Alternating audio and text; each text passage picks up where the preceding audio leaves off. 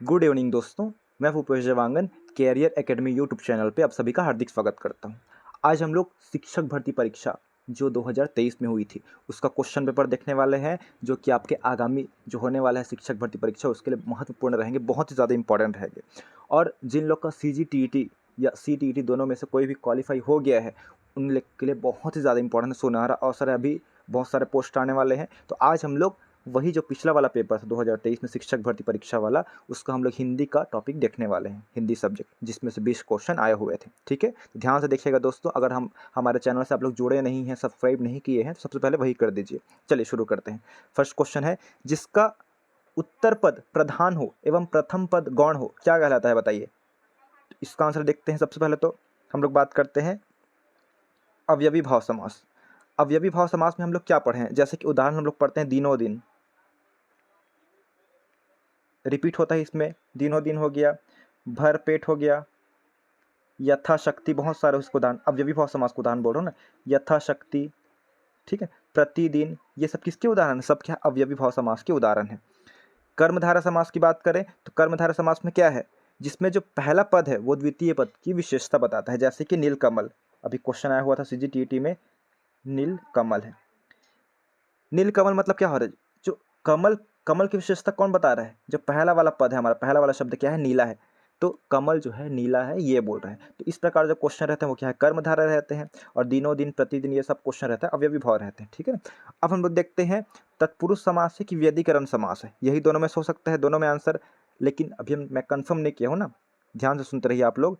देखिए कि इसमें जो है उत्तर पद, तत्पुरुष समास में क्या होता है बताइए, उत्तर पद, उत्तर पद किसको बोलेंगे, ध्यान रखिएगा, मोस्ट इंपॉर्टेंट है। पूर्व पद किसको बोलते हैं, जैसे कि 2 लिखा हुआ है, जिसका और उत्तर, यहाँ तक की बात करते हैं, तो उत्तर पद मतलब उत्तर वाला होगा, इधर मतलब बाद वाला जो पद होता है वो उत्तर वाला होता है। ठीक है, और पहले का पद पूर्व होता है। पूर्व मतलब सिंपल सा है, पहले है, उत्तर मतलब बाद में, जैसे कि ये लिखा हुआ है गौण हो करके लिखा है, तो उत्तर पद बोलेंगे तो हो गया, पूर्व पद बोलेंगे तो गौण हो गया। ठीक है ना। तो तत्पुरुष समास में हम लोग बात करते हैं विशेषणीय, याद रखना है, विशेषणीय पद और मुख्य पद का संबंध एक निश्चित भावना को प्रकट करता है। तत्पुरुष समास का यही उदाहरण है दोस्तों। जैसे कि और उदाहरण के समझते हैं हम लोग, तत्पुरुष समास के उदाहरण क्या है, जैसे कि रथ चालक, रथ चालक, उत्तर पद जो इसमें प्रधान है, कि रथ को चलाने वाला, चलाने वाला ही मेन होता है ना, तो वही हो गया। जैसे कि राजा का पुत्र, तो कौन है, पुत्र किसका है, मतलब पुत्र क्या है, उत्तर पद है, याद रखें, उत्तर पद प्रधान उसमें, पुत्र किसका है, राजा का बोल रहा है। ठीक है ना। तो इस प्रकार से क्वेश्चन रहता है। ठीक है ना। तो वो सब किसका उदाहरण है, तो तत्पुरुष समास इसका आंसर आएगा दोस्तों। क्या आंसर होगा, 31 का बी होगा। ठीक है ना। चलिए नेक्स्ट क्वेश्चन देखते हैं। इसका डिटेल एनालिसिस, आप लोग कोई भी क्वेश्चन सॉल्व करें, चाहे GS का हो, हिंदी का हो, इंग्लिश का हो, चाहे मैथ्स का हो, ऑप्शन पे भी आप लोग को क्या करना है, एनालाइज करना है। ज़्यादा क्वेश्चन करने से कोई मतलब नहीं होगा। इसमें 20 क्वेश्चन है, 20 क्वेश्चन को आप लोग अच्छे से करेंगे तो वो 100 से ज़्यादा क्वेश्चन के समान होगा दोस्तों। ठीक है ना। और बहुत लोग क्या करते हैं, 100 सिर्फ क्वेश्चन के पीछे भागते हैं कि 100 क्वेश्चन वाला देखेंगे, 20 क्वेश्चन वाला नहीं देखते हैं। लेकिन 20 क्वेश्चन में क्वालिटी अनुसार उसका एनालाइज करेंगे तो आपके एग्जाम के लिए ज़्यादा उपयोगी रहेगा, और मैं वही चीज़ कराता हूँ आपको।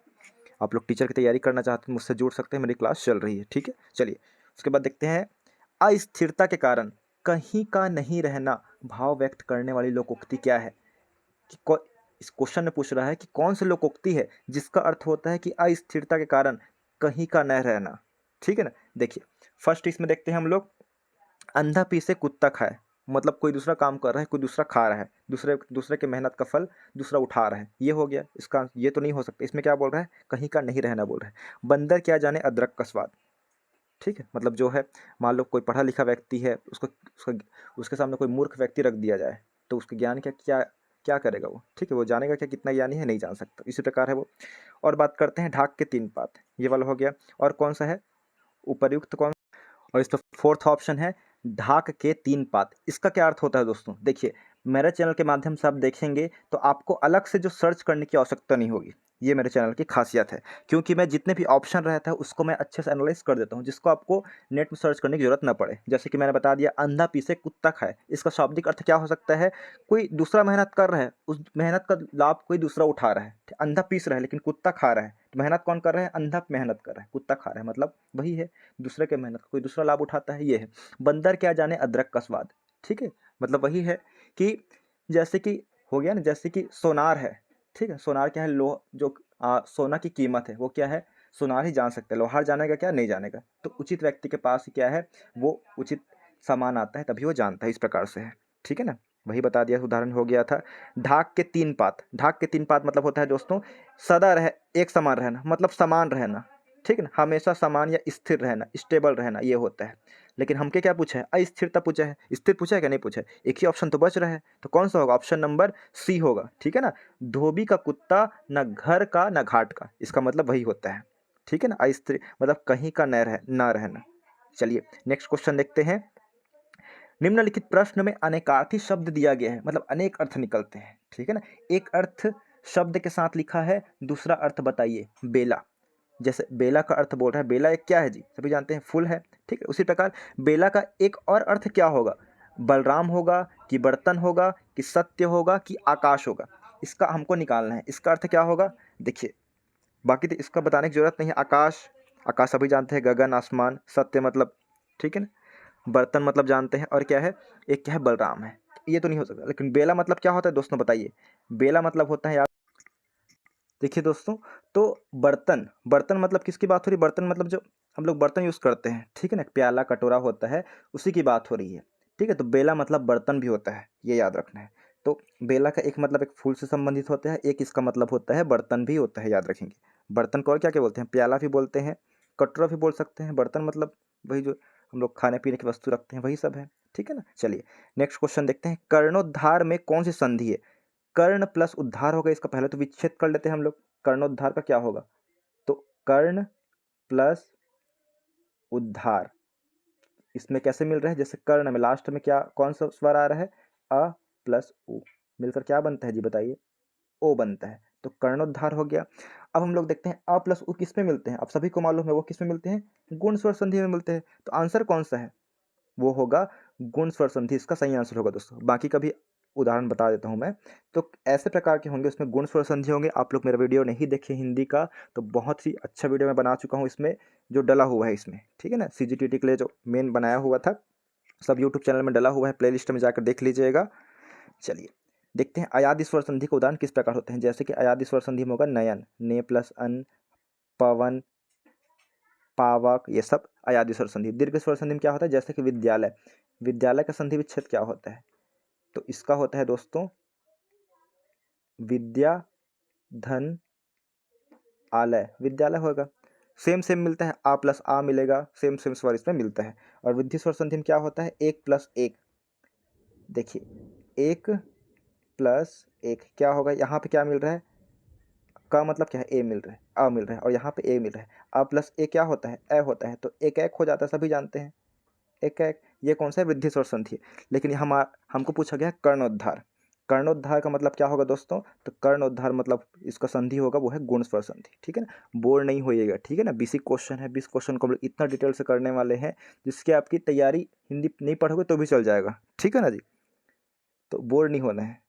वो वाला जो CGTT वाला क्वेश्चन था उसको तो मैं डायरेक्ट आंसर में ही बता दिया था, क्योंकि आप लोग को बेसब्री से इंतजार रहता है कि इसका जो है आंसर क्या होगा करके। लेकिन ये तो क्या है, आप लोग की पढ़ाई के लिए बना रहा हूँ मैं, आप लोग की तैयारी करने के लिए, तो इसको डिटेल मुझे बताना ही पड़ेगा। उसके बाद है लाघव चिन्ह, इनमें से कौन सा होता है, लाघव चिन्ह की बात कर रहे हैं दोस्तों। तो लाघव चिन्ह किसको बोलते हैं, लाघव चिन्ह जैसे कि हम लोग बिलासपुर जोन की बात करते हैं, बिलासपुर कौन सा जोन है, दपू मरे, दक्षिण पूर्व मध्य रेलवे, इसको शॉर्ट में ऐसे लिख देते हैं। मान लो डॉक्टर है, डॉक्टर को हम लोग ऐसे लिखते हैं, डॉक्टर पांडे करके ऐसे लिख देंगे, ठीक है ना। तो डॉक्टर के ऐसे लगाते हैं, ये जो चिन्ह लगाते हैं, ठीक है ना, उसको कौन सा चिन्ह बोलते हैं, उसी को लाघव चिन्ह बोलते हैं। इसमें से कौन सा दिख रहा है, ऑप्शन नंबर डी दिख रहा है, तो यही क्या है, लाघव चिन्ह है दोस्तों, याद रखना है। और बाकी मैं सभी का डिस्कस कर चुका हूँ कि सिंगल इन्वर्टेड कॉमा कब लगाते हैं, डबल इन्वर्टेड कॉमा कब लगाते हैं, ये जो विवरण चिन्ह कब यूज़ करते हैं, सभी का मैं डिटेल वीडियो बना चुका हूँ हिंदी का। एक बार देखेंगे सभी क्वेश्चन सही होगा। अपने ऑफलाइन स्टूडेंट को मैं पढ़ाया हुआ था, उन लोग से बना ही होगा। मैं 25 में टारगेट रखा था, 30 में से 25 क्वेश्चन CGTT में, और आप लोग एक बार देख लीजिएगा, बहुत ज़्यादा काम का आएगा। उसके बाद है उपसर्ग की विशेषताएँ क्या होती है, तो इसमें है 36 को देखते हैं। उपसर्ग की कितनी विशेषताएं हैं दोस्तों, तो 3 विशेषताएं हैं, याद रखेंगे, मोस्ट इंपॉर्टेंट है। पहला विशेषता क्या है, शब्द के अर्थ में नई विशेषता लाना, शब्द के अर्थ में नई विशेषता लाना। और दूसरा क्या है, शब्द के अर्थ को उलट देना, पलट भी देते हैं। और क्या है, शब्द के अर्थ में कोई खास परिवर्तन ना करके मूलार्थ के क्या होगा, इर्द गिर्द अर्थ प्रकट करना। जैसे कि हम लोग बात करते हैं पृश्य, एक इसका विशेषता है पृश्य हो गया, ठीक है ना, पृश्य हो गया, पृश्य। अब बात करते हैं स्पृश्य, इस है ना, स्पृश्य है। उसके बाद अस्पृश्य की बात करते हैं हम लोग, ये तो इसमें आ लगाएंगे तो क्या है, इसका विलोम शब्द हो जाता है, ठीक है। पराजित जैसे कि बात करते हैं, ध्यान से समझिएगा एक बार, इसके 3 प्रकार कौन कौन से होते हैं। जैसे कि पराजित हो गया, या जय या अजय हो जाता है, इसमें हम लोग आ लगाएंगे तो इसका विरोध शब्द बन जाएगा, अपोजिट बन जाएगा ना। जैसे जय है उसका हम लोग बनाएंगे तो क्या है, अजय, ये सब, या पराजय बन जाएगा, तो इसका विलोम हो जाता है। कभी कभी उपसर्ग लगाते हैं, कभी कभी उपसर्ग लगाते हैं तो नया नया शब्द बन जाता है, नया अर्थ निकालता है। तो मेनली याद रखना है उपसर्ग के 3 प्रकार है दोस्तों, ठीक है ना। उपसर्ग पे एक वीडियो में अच्छे से बना दूंगा, आप लोग को समझ आ जाएगा, लेकिन अभी याद करिए 3 होते हैं। उसके बाद है निम्नलिखित वाक्यांशों के लिए शब्द होगा, देख लीजिए। जो प्रमाण से सिद्ध ना हो बोल रहा है, जो सबूत से सिद्ध ना हो, वो कैसे होगा बताइए। अपरिमेय बोलते हैं कि अप्रमेय बोलते हैं कि अवाची बोलते हैं कि अद्योपांत बोलते हैं, क्या होगा बताइए। जो प्रमाण से सिद्ध ना हो, तो उसका आंसर बता रहा हूँ, इसका आंसर होगा अप्रमेय। प्रमेय मतलब क्या होता है, प्रमाण। प्रमेय मतलब होता है प्रमाण। अप्रमेय मतलब जो प्रमाण से सिद्ध ना हो, अपोजिट है उसका, वही पूछ रहे हैं। नेक्स्ट क्वेश्चन देखते हैं, देखिए। हनी तेज दौड़ती है, बात करते हैं। हनी क्या है, यहाँ पे संज्ञा हो गया, व्यक्तिवाचक संज्ञा हो गया, नाम है स्पष्ट, ठीक है। तेज, तेज बात करते हैं, विशेषता बता रहा है कि दौड़ती तो है लेकिन तेज दौड़ती है, और दौड़ना क्या है, क्रिया है। हमको देख लेते हैं इसमें ऑप्शन में क्या है। इस वाक्य में तेज क्या है पूछ रहा है, परिमाणवाचक क्रिया विशेषण, कालवाचक क्रिया विशेषण, रीतिवाचक क्रिया विशेषण और स्थानवाचक क्रिया विशेषण। दोस्तों तो इसमें हम लोग बात करते हैं कौन कौन सा नहीं हो सकता, ये डालते हैं। स्थानवाचक, स्थानवाचक मतलब क्या होता है बताइए, स्थान को डिनोट करेगा कि यहाँ पर, उस पर, जगह की बात करेगा ना, स्थानवाचक रहेगा। और इसमें कौन कौन सा ऑप्शन है देखिए आप लोग। स्थानवाचक क्रिया विशेषण के उदाहरण देखिए, तो इसमें कौन कौन सा हो सकता है, जैसे कि आगे, पीछे, स्थान बता रहे हैं, लोकेशन बता रहे हैं, निकट, पास, भीतर, समीप, यहाँ, बाहर, बीच, ये सब स्थानवाचक। तो स्थान को बता रहा है कि हनी तेज दौड़ता है, ये तो स्थान को नहीं बता रहा है, ठीक है ना। और देखिए, मान लो कंडीशन आपको पता नहीं है तब की बात, अगर मालूम है तो सिंपल सा है, ठीक है ना। स्थानवाचक तो नहीं हो सकता, ठीक है ना। परिमाण बता रहा है कि मात्रा, मात्रा तो यहाँ पे नहीं बता रहा है, मात्रा नहीं है। काल बता रहा है क्या, काल भी नहीं बता रहा है। कोई समय बता रहा है क्या, नहीं बता रहा है। लेकिन रीतिवाचक, रीति में याद रखना है, रीतिवाचक में रहता है कि इसमें जो है धीरे, तेज, ये सब प्रयुक्त होता है। तो इसका सही आंसर क्या होगा, रीतिवाचक विशेषण इसका सही आंसर है दोस्तों, ठीक है। नेक्स्ट बात करते हैं हम लोग अब, निम्नलिखित मुहावरे का अर्थ। कंठ का हार होना, कंठ का हार होना मतलब क्या है, कंठ मतलब क्या, हमारा गला से संबंधित है। कंठ का हार होना मतलब होता है बहुत अधिक प्रिय होना। कंठ से मतलब गले से लगा कर रखना, मतलब बहुत अधिक प्रिय, उसको बाहर नहीं जाने देना, अपने पास ही रखना, ठीक है, याद होना है। धनवान होना नहीं है, घमंडी होना भी नहीं है, सुंदर होना भी नहीं, क्या है, बहुत अधिक प्रिय। उसके बाद है कल्पांत, कौन सी संधि है, कल्पांत की बात कर रहे हैं। डायरेक्ट समझ आ रहा है कि इसको हम लोग संधि विच्छेद कैसे कर सकते हैं। कल्प, देखिए ध्यान से एक बार फिर से करता हूँ, यहाँ लिखते नहीं बना मेरे को। कल्प प्लस अंत, यही है ना इसमें। तो कल्प में अ प्लस आ मिलकर आ बन गया, इसलिए कल्पा हो गया। तो व्यंजन संधि इसमें नहीं है दोस्तों। हलंत लग रहा है क्या, नहीं लग रहा है। विद्धि स्वर संधि में नहीं है, उसमें तो ए लगता है, ओ लगता है। यण स्वर संधि में नहीं, यण में तो क्या है, ई लगता है, ई प्लस अ होता है। ये एक ही तो बच रहा है, कौन सा संधि है, स्वर संधि। और स्वर संधि का कौन सा उदाहरण देता तो ये दीर्घ स्वर संधि का उदाहरण है, ठीक है। क्लियर होगा आप लोग को, स्वर संधि में मैं कंप्लीट कर चुका हूँ। उसके बाद देखिए युग्म शब्द बताइए, इति, इति का सही अर्थ क्या है। एक इति का मतलब क्या है और एक में बड़ी ई की मात्रा है, ठीक है ना, वो इति का सही अर्थ क्या है, अर्थभेद। एक बोल रहा है इसमें फर्स्ट ऑप्शन है, एक इति मतलब छोटा इति, छोटा ही लिखा उसमें प्रारंभ होता है, बड़ी का मतलब विश्वास दिया है। इसमें देखिए पीड़ा और समापन, समाप्ति, फसल की बाधा, पूर्णता और इच्छा। तो याद रखना इसका आंसर क्या होगा, बताने की कोशिश कीजिए आप लोग, मालूम है तो। देखिए ध्यान दीजिएगा, इति, इति, इति मतलब आदि भी होता है, मतलब समाप्ति की ओर बात, समाप्ति की ओर एक ही है। पीड़ा होता है क्या, पीड़ा तो नहीं होता है। प्रारंभ होता है क्या, इति मतलब नहीं होता है, ठीक है। पूर्णता हो सकता है। तो इसका सही आंसर होगा दोस्तों, याद रखना जो आंसर लिया गया है समाप्ति और फसल की बाधा। इति मतलब क्या होता है, एक इति मतलब होता है छोटा ई वाला समाप्ति, और बड़ी इति मतलब होता है फसल की बाधा, ये याद रखना है। संज्ञा प्रायः रहती है, संज्ञा जो है किस में रहती है, अन्य पुरुष में रहती है, मध्यम पुरुष में रहती है कि उत्तम पुरुष में रहती है कि सभी पुरुष में रहती है? सिंपल सा है, किस में रहती है बताइए। तो ये जो है उपर्युक्त तीनों पुरुषों में हो सकती है, अन्य पुरुष भी, मध्य पुरुष में भी। ये जैसे कि हम लोग बात करते हैं संज्ञा की बात करते हैं मैं, ठीक, ये है मध्यम पुरुष में तू, अन्य अन्य पुरुष में कौन होता है, वे लोग, ठीक, ये सब है। उसके बाद बात करते हैं प्रेरणार्थक क्रिया के कितने रूप होते हैं। प्रेरणार्थक क्रिया की बात कर रहे हैं दोस्तों। तो प्रेरणार्थक क्रिया के होते हैं 2 रूप होते हैं। प्रेरणा मतलब किसी से काम कराना, ध्यान दीजिएगा। जिस क्रिया से इस बात का ज्ञान हो कि कर्ता स्वयं, मतलब कर्ता मतलब सब्जेक्ट है, स्वयं कार्य ना करके किसी अन्य को उसे करने के लिए प्रेरित करता है, उसे प्रेरणार्थक क्रिया कहते हैं। जैसे कि बोलना, मैं नहीं बोलूँगा, मैं उससे बोलवाऊँगा, मतलब प्रेरणा दे रहा हूँ, मैं दूसरे को बुलवा लूँ, मैं नहीं बोलूँगा बोल रहा हूँ, ठीक है, उससे बुलवाऊँगा मैं, उससे करवाऊँगा मैं नहीं जाऊँगा, उसको जाने बोलूँगा, मतलब दूसरे से काम करवाऊँगा, वही बोल रहे हैं। पढ़ना, मैं नहीं पढ़ूँगा, उससे से पढ़ाऊँगा, पढ़वाना, ये सब देखिए इसका प्रेरणार्थक क्रिया का जो बोल रहा हूँ, जैसे बोलवाना, उदाहरण दे रहा हूँ। इस प्रकार से जो डायरेक्ट शब्द में भी आ जाता है क्वेश्चन, बोलवाना लिख दिया हूँ, फिर से लिखता हूँ एक बार, बोलवाना, पढ़वाना, ठीक है, बोलवाना, पढ़वाना, लिखवाना, समझ जाइएगा आप लोग, लिखवाना हो गया, ठीक है। ये सब जितने भी है क्या होगा, प्रेरणार्थक क्रिया के उदाहरण है दोस्तों, ठीक है। इसमें जो है आना या वाना जोड़ने से प्रेरणार्थक बन जाती है, तो इसका आंसर क्या होगा, 2 होगा। क्लियर है, प्रेरणार्थक क्रिया के कितने रूप है, तो 2। आशा करता हूँ कि प्रेरणार्थक क्रिया जो आपको समझ आ गया होगा।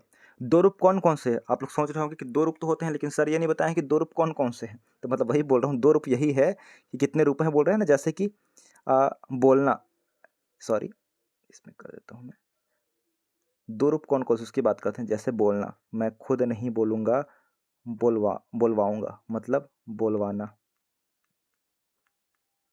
ठीक है ना। पढ़ना, मैं नहीं पढ़ूँगा, पढ़वाना, ठीक है, उससे पढ़वाऊँगा मतलब पढ़वाना। तो ये 2 रूप की बात हो रही है, जैसे बोलना पहला रूप हो गया, बोलवाना दूसरा रूप हो गया, उसी प्रकार पढ़ना पहला रूप हो गया, पढ़वाना दूसरा रूप हो गया। तो कितने रूप हुए, 2 रूप हुए, ठीक है ना, तो याद रखना है। उसके बाद है वाचन कितने प्रकार का होता है। वाचन दोस्तों, वाचन बताना है, सर इसमें वचन की ही बात कर रहे हैं, ठीक है ना। तो कितने होता है, एक वचन और बहुवचन होते हैं, याद रखना है। वाचन के कितने भेद हैं, तो 2 होंगे, ठीक है, यहाँ पे नोट कर देता हूँ मैं, 2 है। उसके बाद है भाषा कौशल का रूप क्या है। भाषा कौशल का बोल है, तो बहुत ही सिंपल क्वेश्चन है। तो भाषा कौशल का है, देखिए क्या क्या है, बोलना, सुनना, लिखना, पढ़ना, उपर्युक्त दोनों, उपर्युक्त में से कोई नहीं। तो उपर्युक्त दोनों है दोस्तों, याद रखेंगे। लिखना पढ़ना भी भाषा कौशल का है, बोलना सुनना भी भाषा के अंतर्गत आता है, ठीक है। चलिए नेक्स्ट क्वेश्चन देखते हैं। नौकर ने कहा कि जिस दुकान में गया था उसमें दवा नहीं मिली, यह कौन सा वाक्य है, आप लोग को पहचानना है, ठीक है ना। नौकर ने कहा कि जिस दुकान में गया था उसमें दवा नहीं मिली, क्रिया विशेषण उपवाक्य है, क्रिया विशेषण उपवाक्य है कि मिश्र वाक्य है, इसका बताइए आप लोग। तो इसका आंसर होगा दोस्तों मिश्र वाक्य है, ठीक है ना। इस पर डिटेल वीडियो मैं बना दूंगा। चलिए 16 मिनट हो गया है, टाइम हो रहा है, जल्दी बढ़ते हैं आगे। हिंदी वर्णमाला में उच्चारण के आधार पर वर्णों की संख्या कितनी है, तो आप सभी को मालूम होना चाहिए हिंदी वर्णमाला में कितनी संख्या है, मतलब वर्ण कितने हैं, 52 है, ठीक है ना। इंग्लिश में तो 26 है, सभी जा रहे हैं। खिड़की शब्द क्या है, खिड़की जो है दोस्तों देशज शब्द है, खिड़की हम लोग भारत में यूज़ करते हैं, मतलब देश का शब्द है हमारा। उसके बाद है गुण का अनेकार्थक शब्द क्या हो, गुण, गुण का एक और अर्थ क्या हो, गठरी होता है कि जटिल होता है कि रस्सी होता है कि गिरा होता है, याद रखें। गुण मतलब होता है दोस्तों, याद रखना है, रस्सी भी होता है, इसका अर्थ है, याद रखना है, रस्सी, ठीक है। वर्ण न का उच्चारण मुख्य के किस भाग से होता है। देखिए हम लोग पढ़े हैं त थ द ध न, ये वाला पढ़े हैं, और कौन सा ट ठ ट वाले वर्गम आएगा। हम लोग क्या पढ़े हैं, केटीएम 2 पढ़े हैं, ठीक, क वर्ग, च वर्ग, ट वर्ग, तो कौन सा आएगा जी, मूर्धन्य तो आ रहा है ना, मूर्धन्य में आएगा, सिंपल सा है। नहीं देखे हैं तो हिंदी वर्ण वाला मेरा बहुत ज़्यादा व्यू चला गया है, बहुत बेस्ट वीडियो आपको मिलेगा, देखिएगा उसमें प्लेलिस्ट में जाके हिंदी में। उसके बाद है इनका 51 नंबर क्वेश्चन, 4 ही क्वेश्चन बचा है, 20 क्वेश्चन थे। अंशु इंजीनियर बन गई होती यदि पॉलिटेक्निक की परीक्षा पास हो जाती, इस वाक्य में कौन सा काल होता है, कौन सा काल को डिनोट कर रहा है, प्रदर्शित कर रहा है कि अंशु इंजीनियर बन गई होती बोल रहे हैं। यदि पॉलिटेक्निक की होती, पास की होती, लेकिन बनी नहीं है, पास नहीं की है तो बनी नहीं है, ये बोल रहे हैं।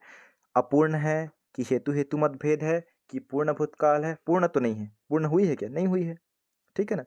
संदिग्ध है क्या, संदिग्ध किसको बोलते हैं, संदिग्ध मतलब होता है वह खा लिया होगा, ठीक, इस प्रकार से। लेकिन दो कंडीशन दिया रहता है, यदि ये होता तो मैं बन जाता, ठीक है ना।